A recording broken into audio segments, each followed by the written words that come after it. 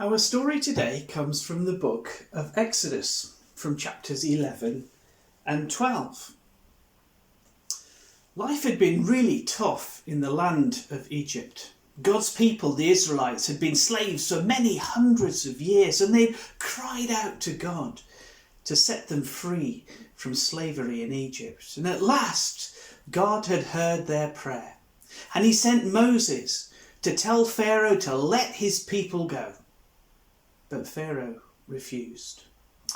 And so through Moses, God sent 9 terrible plagues on Egypt. None of them convinced Pharaoh to let the Israelites go. And so Moses told Pharaoh that one last plague would come.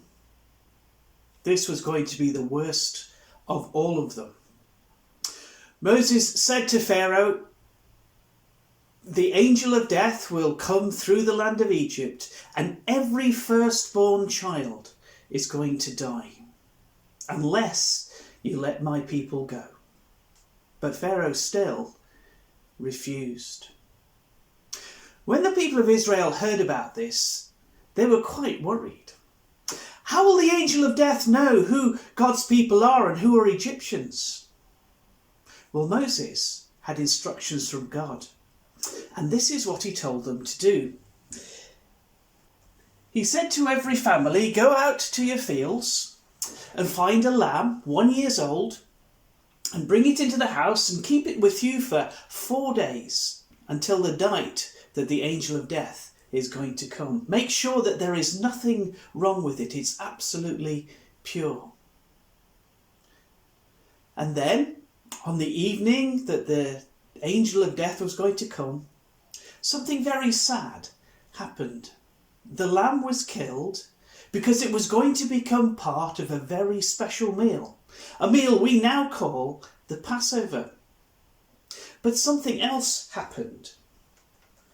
God told his people to take some of the blood from the lamb and paint it on the doorposts of their houses.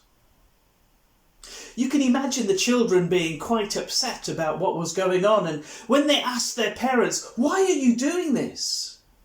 Dad would have said, "Listen, when the angel of death comes and he sees the blood of this lamb on the doorpost of our house, he will know that the lamb has died instead of the firstborn, and he will pass over the house and we will all be saved." And so when the Israelites heard that this is what God wanted them to do, they obeyed God. That night they had a very special meal.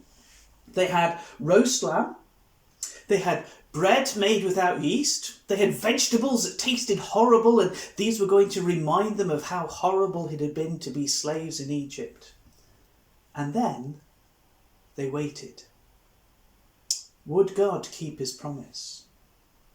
Well, that night, the angel of death did come, and every child, firstborn child, in every house that did not have the blood of the lamb on the doorposts, died.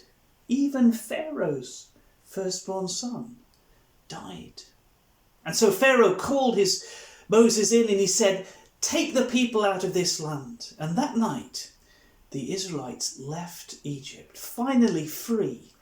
God had saved them. They were to remember this story and to celebrate the Passover from then on. And many thousands of years later, Jesus did the same. With his friends, he met in an upper room and he had the Passover meal with them. They celebrated with bread made without yeast, with roast lamb, with bitter herbs, with a couple of cups of wine, and at the end of the meal, Jesus did something really different. He took the bread and said, "This is my body given for you. Do this in remembrance of me." And then later he took the wine and he said, "This is the cup of the new covenant in my blood, which is poured out for you." I don't think the disciples knew what Jesus meant until after the Easter story had happened. That night Jesus was taken out and arrested. He was crucified, put in a tomb, And 3 days later, something wonderful happened. Jesus rose again. The angels who were in the tomb when the ladies came to finish the burial ritual said, Jesus is not here, he is alive. You see, Jesus was our Passover lamb. He died in our place so that we could be saved. And when we come to God and ask him to forgive us, we become part of God's family.